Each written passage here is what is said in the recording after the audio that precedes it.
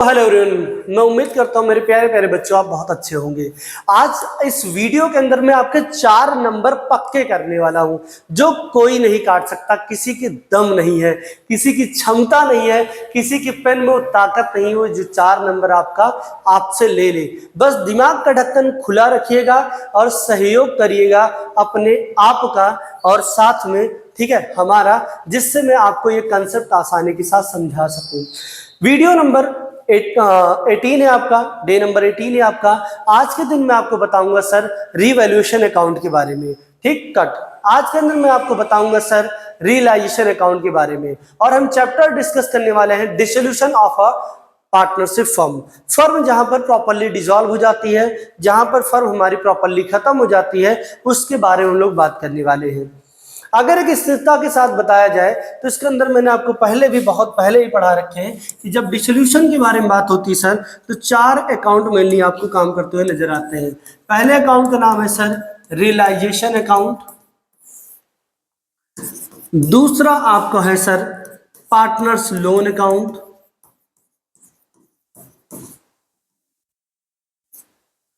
तीसरा आपका है पार्टनर्स कैपिटल अकाउंट, चौथा आपका है कैश ऑब्लिक बैंक अकाउंट। ये 4 अकाउंट मेनली हम क्या करते हैं सर प्रिपेयर करते हैं। ठीक, पहला करते हैं सर रियलाइजेशन अकाउंट, दूसरा करते हैं पार्टनर्स लोन अकाउंट, तीसरा करते हैं पार्टनर्स कैपिटल अकाउंट, और चौथा आप करते हैं कैश बैंक अकाउंट। ये 4 अकाउंट आपको बनाने आना चाहिए। लेकिन इन सबसे भी ज्यादा इंपॉर्टेंट या महत्वपूर्ण मैं बोल सकता हूं इसकी जर्नल एंट्री है, जो इस वीडियो में आपको मैं समझाऊंगा। अंत तक जुड़े रहिए और इस वीडियो के अंदर आप अपने 4 नंबर पक्के करिए कॉमर्स विद्यार्थी के साथ और ले जाइए सर। तो सर आज हम देखेंगे सर, सबसे पहले इसकी जर्नल एंट्री के बारे में बात करेंगे। इस चैप्टर के अंदर जर्नल एंट्री को समझने के लिए आपको सबसे पहले समझना होगा रियलाइजेशन अकाउंट को। किसको समझना होगा सर? रियलाइजेशन अकाउंट को। रियलाइजेशन अकाउंट मैंने आपको बहुत पहले से ही पढ़ा रखा हुआ सर कि रियलाइजेशन अकाउंट बेसिक तौर पे, ठीक है, 2 हिस्से में बनता है सर। पहला होता है सर पार्टिकुलर अमाउंट,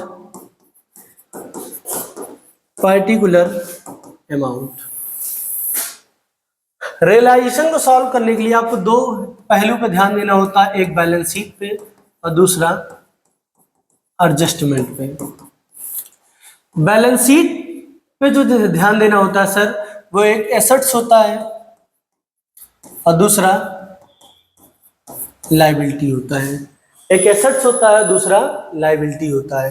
ठीक, एसेट्स को आप ट्रांसफर कर देते हैं तो डेबिट साइड चला जाता है, लायबिलिटी को आप ट्रांसफर कर देते हैं तो क्रेडिट साइड चला जाता है।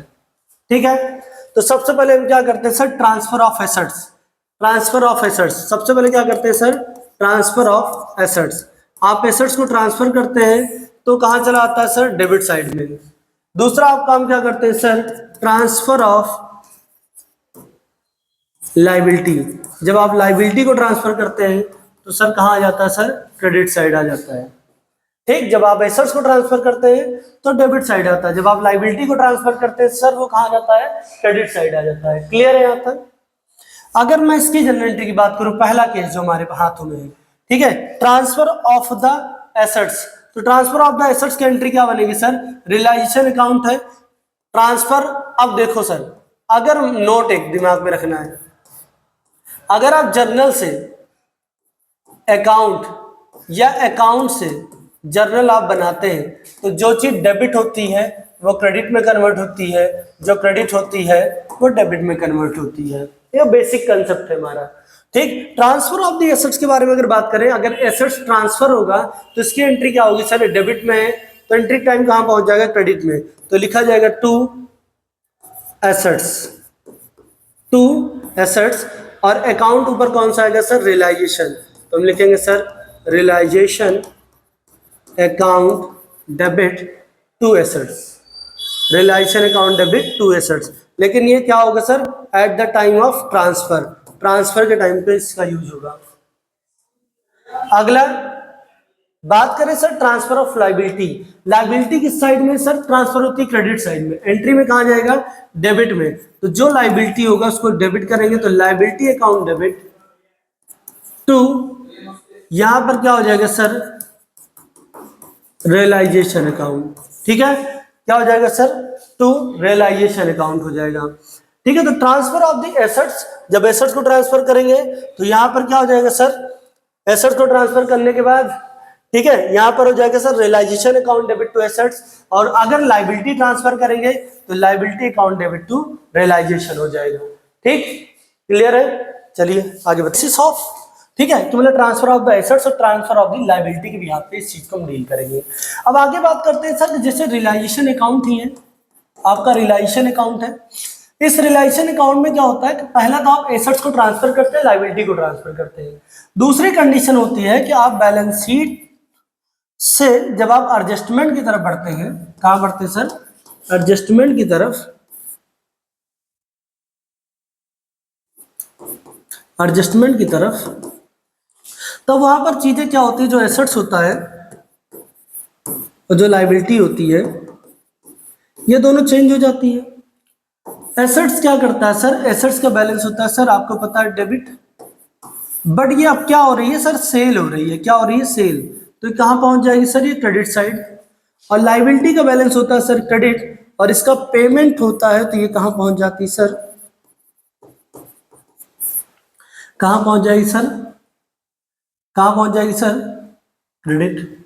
ठीक है, तो अब ये लाइबिलिटी क्रेडिट होता है, पेमेंट होगा तो पहुंच जाएगी सर डेबिट साइड। तो मतलब जब हम पेमेंट ऑफ लाइबिलिटी के बारे में बात करेंगे तो इस तरफ लिखा जाएगा, टू पेमेंट्स ऑफ लाइबिलिटी।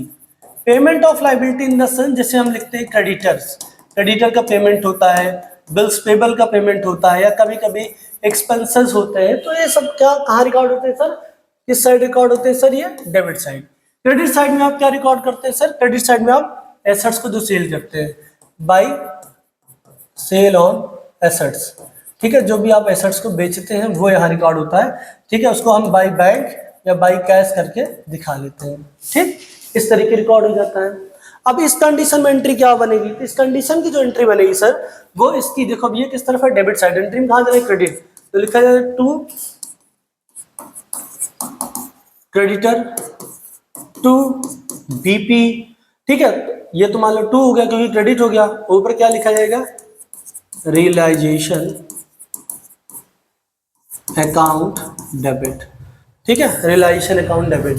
अगर बात करें एसेट्स सेल की, एसेट्स को बेचने की, तो यहां पर एंट्री क्या हो जाएगी सर, यहां पर एंट्री आपकी बन जाएगी सर, बेसिक तौर पे क्रेडिट है, डेबिट में हो जाएगा, तो हम यहां पर कैश या बैंक लिख लेते हैं, कैश बैंक, या आप एसेट्स का नाम भी लिख सकते हैं, account debit to realisation account, to realisation account. ठीक है, एंट्री क्या होगी sir, realisation account debit to creditor to BP, और यहाँ पर एंट्री क्या होगी, cash account debit, assets account debit to realisation. ठीक, ये हमारी चार कंडीशन की एंट्री हो गई। ठीक, अब आगे बात करते हैं सर, अगर इसमें और देखा जाए और कंडीशन ही बनती है सर।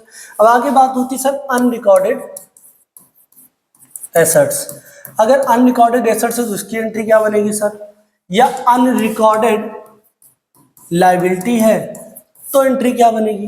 अनरिकॉर्डेड एसेट्स को हम रिकॉर्ड करते हैं, जब एसेट्स को रिकॉर्ड करें तो किस तरफ जाएगा, रियलाइजेशन में क्रेडिट साइड जाएगा, रियलाइजेशन अकाउंट में कहा जाएगा सर, क्रेडिट साइड। और लायबिलिटी को अगर हम रिकॉर्ड करते हैं तो किस तरफ जाएगा सर, डेबिट साइड जाएगा। ठीक है, रियलाइजेशन के। ठीक, तो हम रियलाइजेशन अकाउंट पहले यहाँ बना लेते हैं, छोटा सा, समझने के लिए जरूरी है कि आप इसको प्रैक्टिकली समझिए। तो लायबिलिटी का रिकॉर्ड होगा सर डेबिट साइड में, तो लायबिलिटी क्या लिखेंगे sir, to unrecorded liability.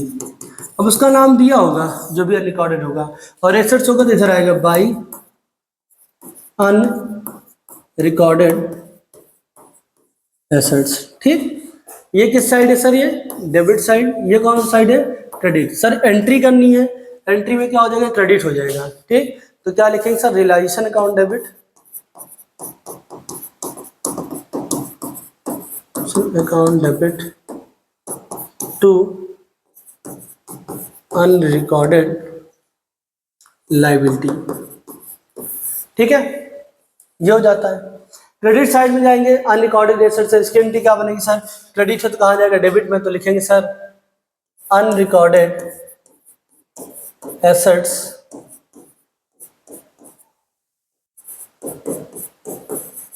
Debit to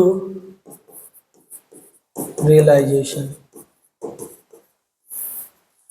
unrecorded assets account debit to realisation. ये 6 एंट्रियां हैं। ये 6 एंट्री आपको पूरी प्रॉपर्ली समझ में आ गई होगी, मैं उम्मीद करता हूं। ठीक, तो ये 6 एंट्रियां हो गई। अब आगे बताते हैं सर, देखते हैं सर अगला case, taken over by assets. कोई पार्टनर कभी कभी क्या कर देता है, एसेट्स को टेकन ओवर कर लेता है, या पेमेंट बाय पार्टनर। कोई पार्टनर क्या होता है सर, पेमेंट कर देता है। ठीक, तो अब देखो यहाँ पर जब टेकन ओवर बाय एसेट्स है, ठीक है, पार्टनर पेमेंट करेगा किसकी सर? लायबिलिटी की। ठीक, अब एसेट टेकन ओवर कर लेगा, तो एसेट टेकन ओवर करेगा, रियलाइजेशन अकाउंट जब बनाएंगे तो क्या होता है सर, आप ध्यान से देखिए कि एसेट्स टेकन ओवर कब करेगा? जब एसेट्स बिक रहा होगा, तो इधर लिखा जाता है बाई, ठीक है, या उस एसेट्स का नाम।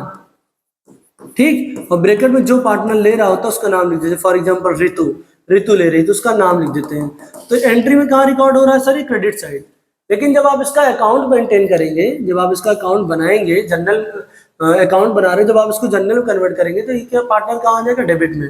क्या लिखा जाएगा sir? Partners capital account debit to realisation,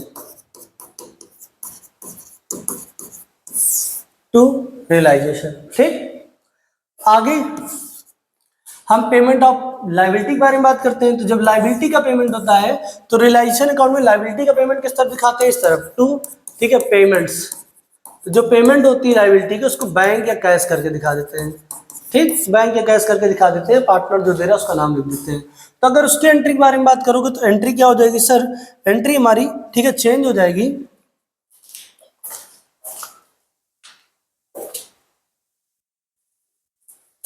entry हमारी पलट जाएगी, यहाँ पर पार्टनर्स पेमेंट करेगा, पार्टनर का नाम रहेगा, तो एंट्री हमारी बदल जाएगी, टू है, तो एंट्री क्या होगी सर? रियलाइजेशन अकाउंट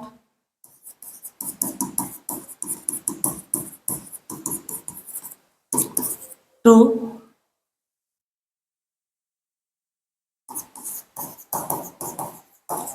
पार्टनर, उस पार्टनर का नाम लिख दिया जाएगा। तो एंट्री क्या होगी? Realisation account due to partner. अगर एसेट टेकन ओवर होगा, partner capital account due to realisation की एंट्री पास करते हैं। अगर लायबिलिटी टेकन ओवर कोई पार्टनर करता है तो realisation account debit to partners का नाम लिखेंगे, पार्टनर्स कैपिटल लिखा जाएगा। क्लियर है? ठीक, तो ये 8 तरीके मैंने आपको बता दिए।